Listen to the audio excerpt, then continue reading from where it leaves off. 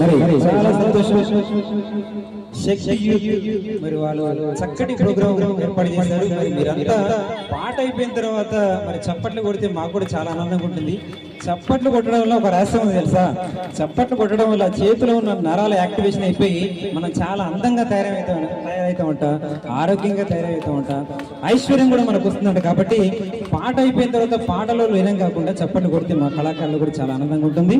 మరి కొద్దిసేపట్లో శక్తి యూత్ ఆధ్వర్యంలో మరి లడ్డు వేలంపాట జరుగుతుంది. కాబట్టి అశేష భక్తజనులు వచ్చి ఈ కార్యక్రమంలో పాల్గొని